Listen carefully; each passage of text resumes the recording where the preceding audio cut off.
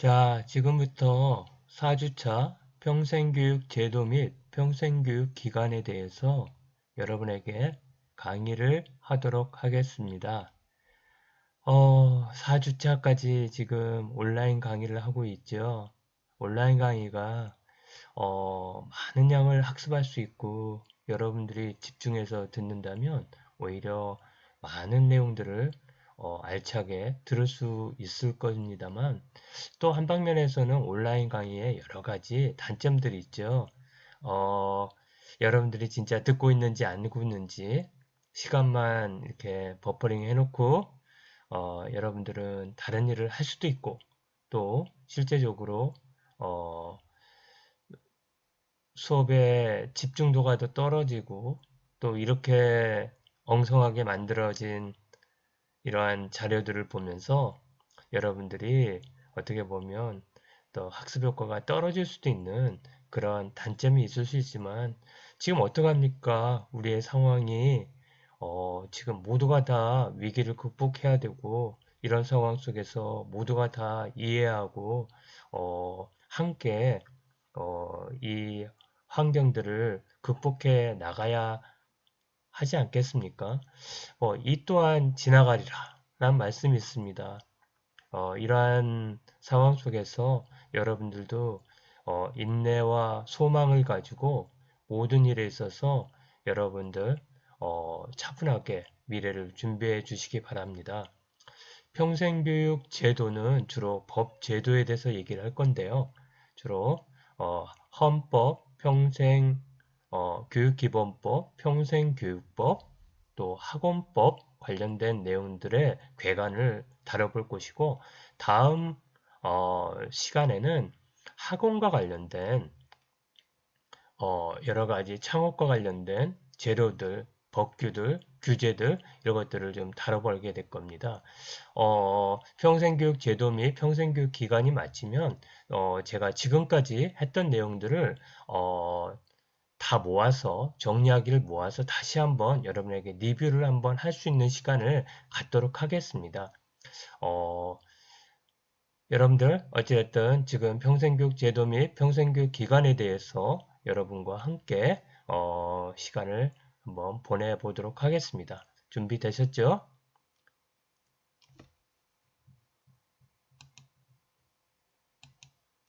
자, 이번 시간은 주로 평생교육 관련 법 제도에 대해서 설명할 수 있도록 여러분들에게 내용을 제공할 겁니다.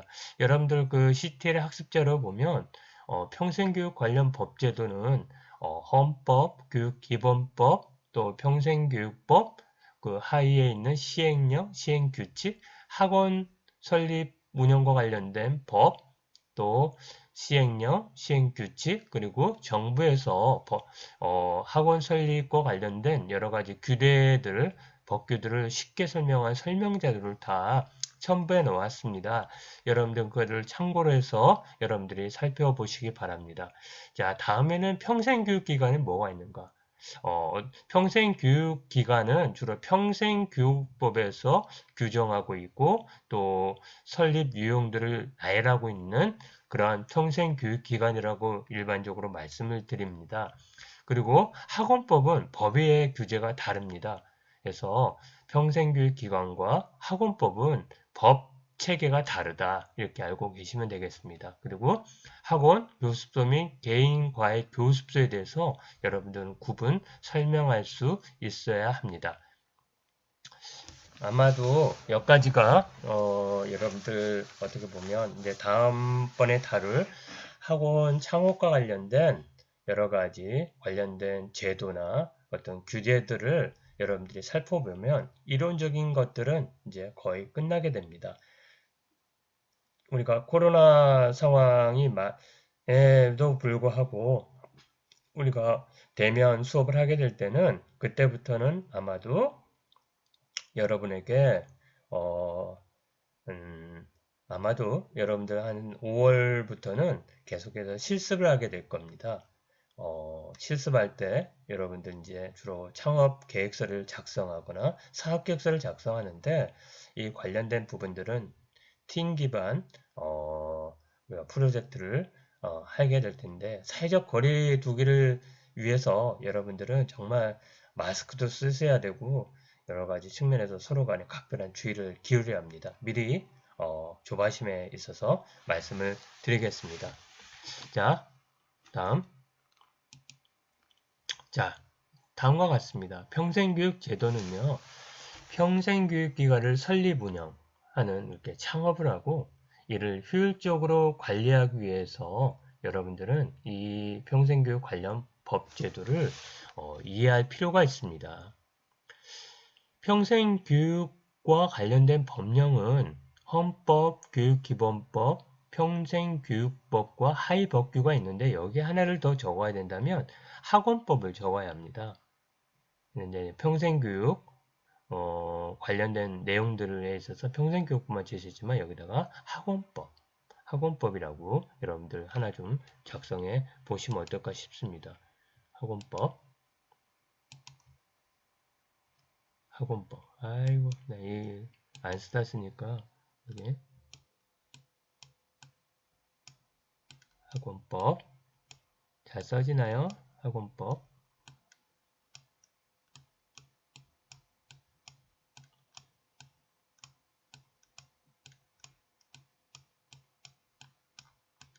아이고 힘듭니다. 자, 학원법 여기다 이렇게 하나 제시를 해놨으면 좋겠습니다.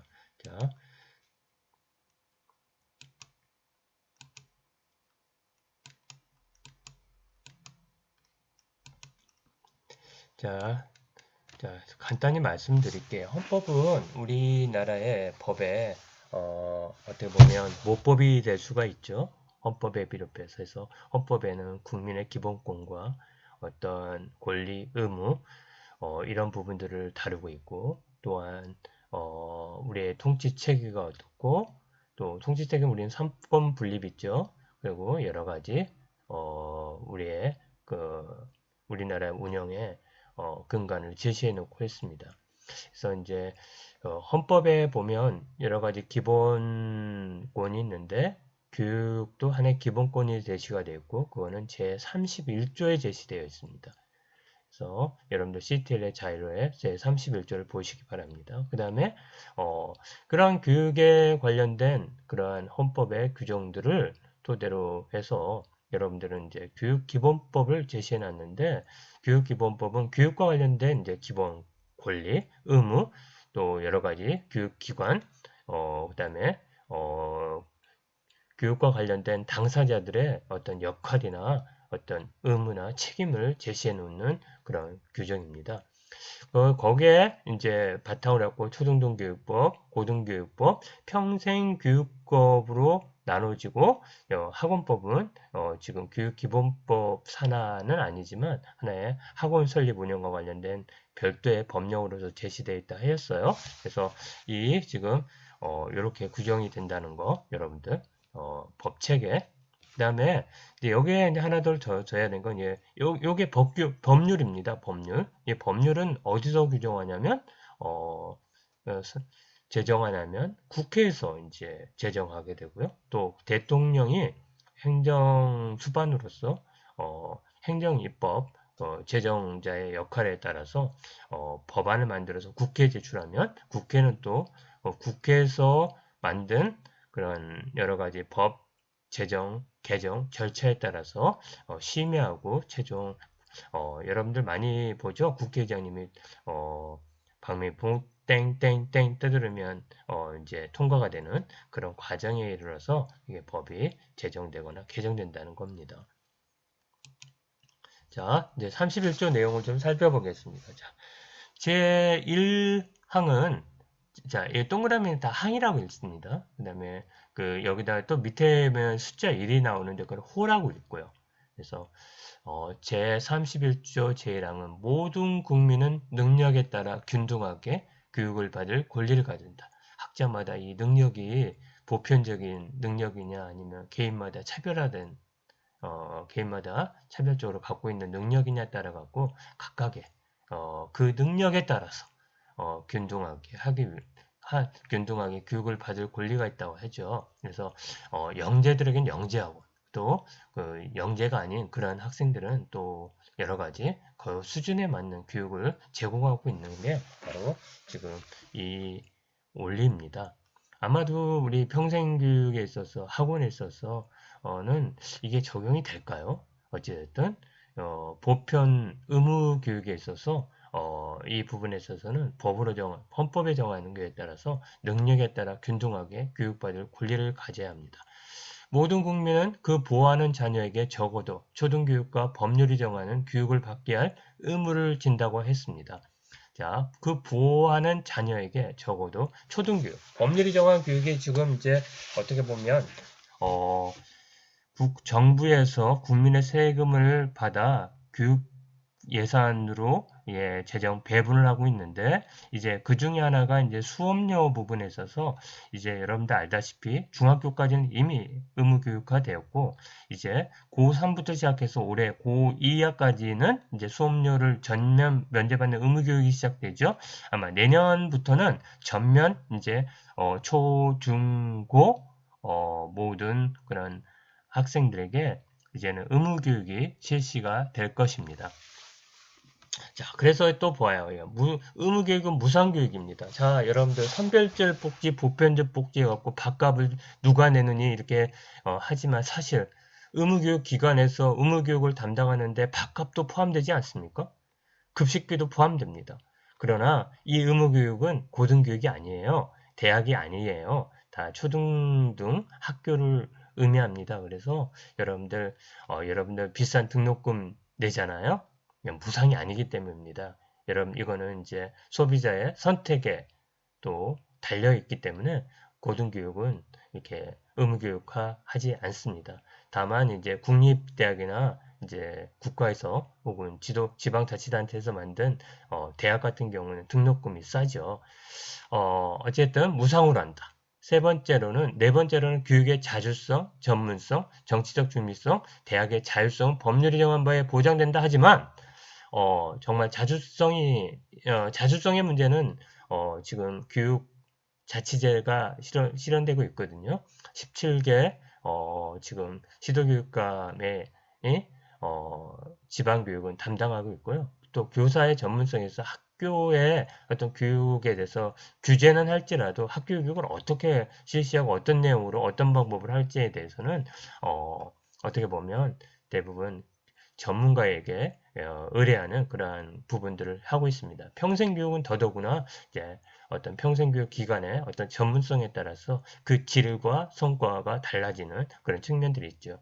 정치적 중립성, 예를 들면 교원들은 선거운동을 할 수가 없습니다.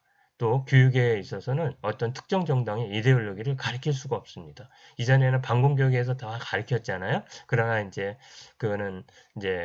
지금은 어느 정도 이제 반공교육을 실시하지 않잖아요. 그래서 이제 정치적인 중립성입니다. 대학의 자율성, 그래 맞습니다. 그러나 많은 부분에서 어떤 정부 예산을 배분하는 그러한 대학 재정 지원 사업에 의해서 대학은 되게 많이 종속받고 있다는 비판도 많이 받고 있죠. 어쨌든 대학의 자율성은 법률이 정한 바에 의해서 보장됩니다. 국가는 평생교육을 진흥해야 합니다. 바로 여기입니다. 바로 이거요. 여러분들 헌법 제31조 제5항 국가는 평생교육을 진흥하여야 한다. 이거에 입각해서 우리 국가는 평생교육을 진흥하고 있는 겁니다. 또 6항이 있어요. 학교교육 및 평생교육을 포함한 교육제도와 운영, 교육재정, 교육의 지위에 관한 분야는 법률입니다. 평생교육과 관련된 거는 모두 다 뭐냐면 법률로 정해서 제도화한다. 제도라는 게 어떤 국민이 합의한 여러 가지의 어떤 신념이나 여러 가지의 여러 가지 어떤 신념들, 어떠한 면에서는 요구들 이런 것들이 반영되어서 하나의 제도화 되잖아요. 그래서 평생교육에 대한 요구, 필요, 또 평생교육에 관련된 여러 가지 국민들의 어떤 신념들, 또 이런 것들을 모아서 하나의 규정으로 성문화하는 것이 제도라고 보면 되겠습니다. 자,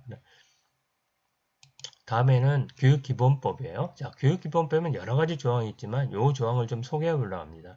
자, 제3제 보면 모든 국민은 평생에 걸쳐 학습하고 능력과 적성에 따라 교육받을 권리를 가진다. 자, 평생에 걸쳐 학습하고 능력과 적성에 따라 교육받을 권리를 가진다. 어디서 나왔죠? 제 31조 제 1항에 보면 그렇게 나오죠. 평생에 걸쳐 학습하다.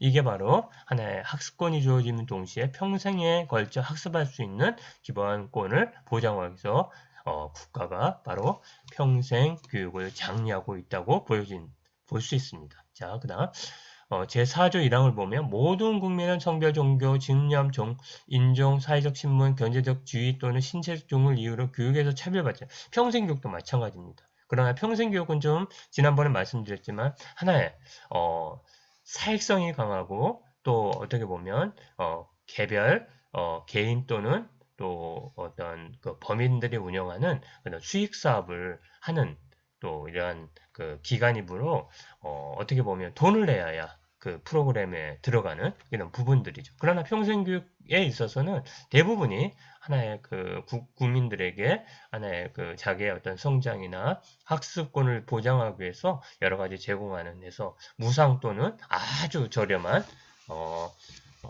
비용으로 평생교육을 제공하고 있습니다. 그래서 학습자가 평등하게 교육을 받을 수 있도록 여러 가지 측면에서 시책을 마련해야 한다. 이 이항이 있고요. 이제 구조는 학교 교육을 따르고 있고 제10조를 보겠습니다. 국민의 평생 교육을 위한 모든 형태의 사회교육은 장려돼. 사회교육은 지난번에 얘기했죠.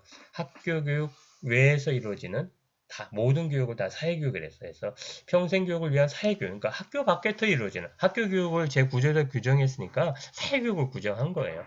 그러나 평생교육은 뭐라고요? 학교 교육과 사회교육을 다 통합한 것이다. 말씀드렸죠. 사회교육의 이수는 법령으로 정한 바에 따라 그 상응하는 학교 교육의 이수로 인정될 수 있다. 여러분들 어떤 요즘에 지역사회에서 체험하고 또 여러 가지 어떤 활동들을 가지고 그것들을 포트폴리오 제시하면 하나의 학점으로 이수되는 경우도 있죠. 또 평생교육 기관이나 여러 가지 기관에서 어떤 학습을 하면 이수합니다. 특히 이제 어떤 성인 학습자들을 위한 고등학교 과정인 방송통신고등학교 같은 경우는 사회에서 일하는 일터에서 경험한 경험들 또 여러 가지 어떤 프로그램을 인용했던 이수했던 이런 내용들을 자격으로 혹은 이수 단위로 인정해주는 그런 것들이 있습니다. 자, 그래서 보고요. 사회교육시설 종류와 설립, 경영 등 이것들은 법률에 따른다. 사회 31, 헌법 제31조 6항에도 이렇게 제시되어 있었죠. 자, 보면 이제 평생교육만 말씀드릴게요. 여러 가지 평생교육 다음에 그 아이의 시행령이 있고 시행령을 또 구체적으로 제시한 게 시행규칙이라고 하고 합니다. 학원법은 이따가 제시를 하겠지만 나중에 제시하겠지만 학원도 법률이 있고 시행령이 있고 시행규칙이 있고 이렇습니다. 근데 평생교육법만 교육법만 좀 제시하려고 합니다. 평생교육은 제 8장까지 되어 있어요. 총칙구에서 보칙까지. 제2장은 평생교육진흥 기본계, 제3장은 국가평생교육진흥원과 관련된 그래서 평생교육 기관들을 제시하고 있고, 그 다음에 평생교육사, 그 다음에 평생교육기관, 또 문해교육, 그 다음에 평생학습 결과의 관리 및 인정. 여기에 이제 뭐 학점은행제 들어보셨죠? 이런 것들이 여기 제시가 되어 있습니다. 자, 보셔요. 자, 총칙에는 평생교육의 목적이 뭔지, 개념이 뭔지, 뭐 이념이 뭔지 이런 것들이 제시되어 있고요. 또 여기 한번 볼까요? 평생교육사. 제4장에 보면 평생교육사의 자격 및 업무, 양성기간, 배치 및 채용, 경비보조. 여러분들 평생교육사를 되고 싶다면 우리 대학에 지금 평생교육사 자격증 과정이 개설되고 있군요. 상시학점 이수해야 돼요. 여러분 좀 힘들겠지만 여러분들 이것들을 좀 이수하면 어떨까 싶습니다. 자, 그 다음에 평생교육 기간 이따 얘기했지만 학교 부설, 학교 형태, 사내대학 형태, 원격대학 형태, 사업장 부설, 시민사회단체 부설, 언론기관 부설, 지식 인력 개발 관련 평생교육 시설 등이 있습니다. 이것들을 어떻게 인가해주고 등록하고 이런 절차들이 여기 제시되어 있고요. 제6장에는 문해교육이 있습니다. 아직도 한 5, 600만 명이 고등학교 졸업장을 갖고 있지 못한 사람들입니다. 이 사람들을 위해 혹은 초등학교 졸업장을 못 받는 분들도 많이 있습니다. 그래서 이런 분들을 위해서 문해교육을 실시하는 이런 측면들을 제시하고 있다는 거 여러분들 잊지 마시기 바랍니다. 그 다음에 또 하나는 평생학습 결과의 관리 인정. 그래서 평생 뭐 학습 계좌제 또는 여러분들 그 여러 가지 그 학점 인정 이것들을 두고 있고 학점 인정은 별도의 또 법률이 되어 있습니다. 자, 예, 평생교육법에 대해서 말씀을 드렸고요. 자, 평생교육사에 대해서 조금 설명을 좀 드리고 싶습니다. 자, 평생교육사는요, 평생교육법에 따라 자격을 부여받는 평생교육 전문 인력입니다. 그들은 평생교육에 대해서 기획을 하고, 또 진행하고, 분석하고, 평가하고, 그러니까 교수라는 건 수업하는 거죠. 가르치는 거예요. 그래서 직무를 수행하는 자입니다. 평생교육사는 평생교육법 제24조에 따라서 대학에서 평생교육 관련 교육 과목을 일정 학점 이상 이수하고 학위를 취득한 자, 그다음에 학점은행제 등에 관한 법률에 따라 평가 인정을 받은 학습과정을 운영하는 기관에서 평생교육 관련 교육 과목 학점 이수를 하고 학위 취득한 자. 여러분들 뭐 지하철이나 버스 같은 데 보면 평생교육사 또는 온라인 뭐 평생교육기관 또 이런 등 해가지고 자격증을 취득한다 이런 광고를 많이 봤을 겁니다. 이런 거예요. 그 다음에 평생교육사가 되려면 총 30학점을 이수해야 되고 그 과목 중에 보면 필수 과목 5개, 15학점이니까 3학점씩 5개, 선택 과목 5개, 15학점을 이수해야 되고 그 다음에 평생교육 교육 과목이 약 80점 이상이어야 돼. B 이상. 그 다음에 4주 현장 시스템을 마쳐야만 평생교육자 2급 자격증을 수여받게 됩니다. 자, 다음 보면 평생교육 역사. 자, 학습자 조사 분석이 환경 분석을 하게 되고요. 그 다음에 학습 자원과 네트워킹을 하게 되고요. 그 다음에 프로그램 및 기관 운영 지원을 하게 되고요. 그 다음에 평가 보고 및 성과 분석. 그 다음에 계획 수립 및 기획. 그 다음에 프로그램 개발, 여러분들 이제 사업 계획서를 작성하는 거죠. 여러 가지 사업들. 그다음에 사업들이라는 게 평생교육은 대부분 교육 프로그램 아니겠습니까? 그래서 교수 학습, 그러니까 직접 가르치고 또 강사들을 관리하고, 그다음에 여러 가지 상담 컨설팅이고 행정 경영을 하고, 그다음에 학습 참여 활성화 및 변화를 촉진하는 그런 역할들을 수행하게 됩니다. 자, 보면 필수 과목에 지금 여러분들 지금 뭐 평생교육론이나 뭐 여러 가지 과목들을 여러분들 한번 그 교양 과목 신청하면서 봤을 거예요. 그래서 평생교육론, 평생교육 방법론, 평생교육 경영론, 평생교육 프로그램 개발론, 평생교육 실습 이게 필수 과목이고요. 그다음에 선택 과목 이렇게 제시되어 있습니다. 자, 다음에는 평생교육 기간에 대해서 말씀드리겠습니다. 평생교육 기관은요, 평생교육을 목적으로 설립된 법인 또는 단체, 즉 평생교육 프로그램이나 사업을 수행하는 법인 또는 단체라고 볼 수 있습니다. 평생교육법 제2조 2항에는 평생교육을 이렇게 규정하고 있어요. 평생교육기관은 평생교육법에 따라 인가, 등록, 신고된 시설 법인 또는 단체나 학교 교육과 교수학원을 제한, 평생 직업교육을 실시한 학원을 제한, 평생 직업교육을 실시하는 이거 잘못됐습니다. 못하네요. 자, 요걸 쫙 지워주세요. 여기 있는 거.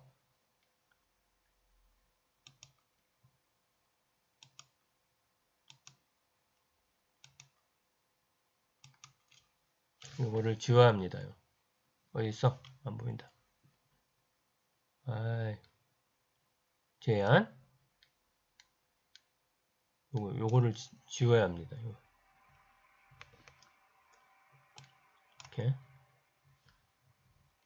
그래서 평생교육을 실시하는 학원이 포함된다고 규정되어 있습니다. 자, 그러니까 학교 교육과 교수학원 주로 초등등을 위한 그런 여러 가지 교육 과목에 대한 학원. 여러분들 그 고등학교 때 많이 다녔죠? 예, 학원을 제한. 평생 직업을 위한 뭐 커피 바리스타 학원, 꽃꽂이 학원, 여러 가지 제빵 학원, 여러 가지 것들이 학원이 다 뭐냐면 평생교육법에 해당되는 평생교육기관이라고 볼 수 있습니다. 자, 잠깐만 또 전환 좀 하고요.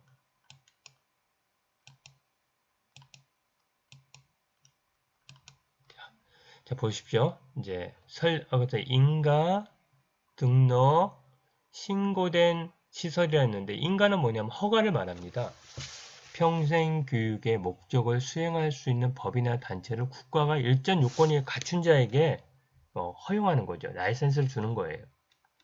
인가한다 그래요. 그다음에 등록은요. 법이나 단체가 일정 조건을 갖춰서 법으로 정한 활동을 하는 존재를 법적 공적 장부에 기재하는 공증행위를, 그러니까 여러분들이 이제 학원 설립법에 관련된 여러 가지 이제 관련된 내용들이 있고 그걸 학원을 설립하면 구비할 서류가 있어요. 그럼 어떻게 해요? 그 구비할 서류나 구비한 조건들을 갖춰갖고 학원 설립 준비가 됐으니 인가해 주시오 하라 해서 어떻게 해요? 이제 제출하고 등록하게 되죠. 그럼 뭐 어떻게 해요? 이 사람이 A라는 사람이 학원 설립을 위해서 이러이러한 학원명으로 이러이러한 조건 속에서 학원을 설립한다는 것들을 이제 공식적으로 이제 문서에 작성하겠죠. 이게 바로 이제 거예요. 자, 평생교육관이 되려면 관련 행정기관에 비치된 평생교육기관 목록이나 문서에 기재해야 된다. 이게 등록입니다. 신고는 뭐냐면 국민이 법령에 따라 행정청에 일정한 사실을 진술 보고하는 행위입니다. 신고를 하게 되어 있습니다. 그래서 자, 네, 됐고요. 그다음에 자, 아까 전에 평생교육기관 말씀드렸습니다. 야, 평생교육기관에는 평생교육법 제29조부터 해서 38까지 제시되어 있는데요. 학교의 평생교육, 학교 부설 평생교육시설, 학교 형태의 평생교육시설, 사내대학 형태의 평생교육시설, 원격대학 형태의 평생교육시설, 사업장 부설 평생교육시설, 시민사회단체 부설 평생교육시설, 언론기관 부설 평생교육시설, 지식 인력개발 관련 평생교육시설 등이 있습니다. 뭐 이 밖에도 여러 가지 박물관, 뭐 도서관에서 여러 가지 평생교육시인데 이거는 평생교육법 아닌 다른 기타 법령에서 제시한 그런 교육들이니까 여기서는 제시하지 않도록 하겠습니다. 자, 여러분들 학교의 평생교육은 학급 학교에서도 여러 가지 평생교육을 실시하도록 하고 있죠. 그 다음에 학교 부설 평생교육시설, 대학 부설 평생교육을 얘기합니다. 여러분들 우리 대학에 보면 여러 가지 평생교육이 대명동에 있습니다. 그래서 평생교육을 지금 운영하고 있는데요. 그 다음에 학교 형태의 평생교육시설, 여기에 뭐냐면 학력인정 중고등학교나 방송통신대학교 이런데 지금 이런 예가 될 수가 있습니다. 다음에 사내대학 형태의 평생교육시설이 있는데 삼성전자 공과대학이 예로 들 수가 있습니다. 여러 가지 대기업에서 여러 가지 대학에서 배워야 될 그런 고급 지식들을 근로자에게 제공함으로써 인력 개발을 하는 그러한 차원에서 운영되고 있습니다. 원격대학 형태의 평생교육, 여러분 원격대학 있죠? 사이버대학 이것들에 해당되고요. 사업장 부설 평생교육시설, 여러분들 백화점은 문화센터 같은 게 있죠? 산업재 보면 여러 가지 연수원들이 다 평생교육 시설에 해당됩니다. 그래서 여러분들 LG 연수원이나 여러 가지 대구은행 연수원 이런 데에 연수원을 운영하려면 평생교육사를 반드시 두어야 합니다. 시민사회단체 부설 평생교육시설, YMCA 흥사단, 참여연대, 소비자연맹, 그 다음에 언론기관 부설 평생교육시설, MBC 문화센터, SBS 문화센터 이런 것들이 이제 다 하나의 언론기관 부설 평생교육 시설이라고 볼 수 있습니다. 지식인력개발 관련 평생교육 시설 있어요. 능률협회나 생산업본부에서 이러한 지식 인력 개발을 위한 평생교육 시설을 담당하고 있습니다.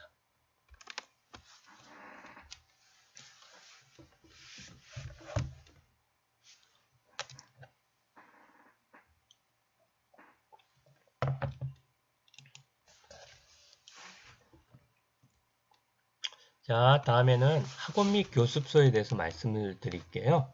학원과 교습소는 학교 외의 장소에서 지식, 기술 및 예능 등을 배우는 점에서 비슷합니다만 규모와 시설 등에는 차이가 있어요. 여러분들 학원과 교습소. 자, 학원은 10명 이상의 학습자 또는 불특정 다수에게 다수의 학습자에게 30일 이상 교습 과정에 따라 지식, 기술, 예능을 교습하거나 혹은 30일 이상 학습 장소 제공되는 시설을 얘기해요. 물론 교습소도 30일 이상이 돼야 되죠. 그러나 교습소는 9명 이하입니다. 9명 이하. 자, 학원은 학교 교과 교습학원과 평생직업 교육학원으로 구분된다고 말씀을 이미 드렸습니다. 그래서 이 평생교육 직업학원 교육학원과 평생교육법에 따른 그런 많은 시설들이 하나의 평생교육 시설이라고 말씀을 드렸습니다. 교습소는 교회 과외 교습을 하는 시설로서 학원 및 법령에서 정한 특정 시설이 아닌 시설을 의미합니다. 학원, 자, 그 다음 보세요. 자, 한번 제시를 해볼게요. 학원은 뭐냐? 학교교과 교습학원과 평생직업 교육학원이 있습니다. 두 종류로 유형으로 나눠지는데요. 그래서 초중등교육법 제23조에 따른 학교교육 과정을 교습하거나 다음 어느 하나의 사람을 대상으로 하는 교습학원이 유아, 또 어떤 면에서는 장애인, 또 초중등교육법에 따른 학교의 학생, 그러나 직업교육을 목적으로 한 직업기술 분야 학원에서 취업을 위하여 학습하는 경우는 제한. 아까 전에 평생교육 직업교육학원이 포함이 되는 겁니다. 그래서 학교교육과 교습학원 외에 평생교육이나 직업교육을 목적으로 하는 학원이다. 이렇게 학원은 이 두 종류로 나눠진다. 그 다음에 이제 차이를 한번 볼게요. 자, 학원과 교습소와 개인가에 볼게요. 시설 규모. 자, 조례 규정. 그러니까 이 조례는 시도의 규정입니다. 그래서 법이나 조례의 규정에 의한 시설 규모여야 돼. 반드시 뭐 1인당 뭐 몇 미터일 것, 뭐 이런 규정들이 있어요. 뭐 환풍은 어떻게 해야 되고, 또 소방시설은 어떻게 해야 되고, 또 뭐 계단은 어떻게 둬야 되고 이런 것들이 다 있는데 이러한 시설 규모, 교습에 필요한 최소한의 규모. 예를 들면 교습소는 가정에서도 할 수 있고, 여러 가지 측면에서 이루어질 수 있습니다. 교습 장소 제2종 근린 생활시설이야 합니다. 교습소도 마찬가지고요. 그래서 그리고 교육 연구시설도 학원에 포함되지만 교습소는 그렇지 않다. 개인가에는 학습자의 주거지 및 교습자의 주거지로서 단독주택 또는 공동주택에서 할 수 있다. 그 다음에 설립 운영자 결격 사유입니다. 학원 설립 운영의 교습에는 제 구조를 나중에 참고해 보시기 바랍니다. 예를 들면 결격자가 이러는 거예요. 성범죄를 했거나 뭐 여러 가지 게 되는데 이거는 나중에 또 구체적으로 살펴보도록 하겠습니다. 성범죄, 아동학대 전력. 그래서 모두가 마찬가지입니다. 여러분들 분명히 성범죄, 아동학대 전력이 있으면 교육과 관련된 이러한 기관을 운영할 수가 없다. 강사 채용 여부, 강사는 학원은 꼭 채용해야 합니다. 물론 학원장이 강사일 수도 있지만 학원이 채용해야 되면 여기는 교습소, 학원장이 직접 다 운영할 수도 있습니다. 채용 불가. 자, 다음. 자, 여기 아까 전에 말씀드렸죠? 그 학원은 1인당 1 제곱미터. 열람실. 여기 독서실도 학원처럼 등록을 똑같이 해야 됩니다. 독서실. 여러분들 뭐 스터디 카페도 마찬가지고요. 0.8인 이하여야 합니다. 실습실. 뭐 피아노는 4.5m 당 1명 이하. 좀 커야 되겠죠? 뭐 이렇게 교습소는 1m 0.3인이니까 1제곱미터 안에 0.3인 이하의 기준으로 만들어야 돼요. 그래서 또 개인 과외는 9인이야. 뭐 누구든 할 수 있어요. 9인까지는. 그 다음에 학습자 수, 그 다음에 동시 10인 이상. 그 다음에 동시 9인이야. 과목 대상은 뭐 별표 2에 올려놨습니다.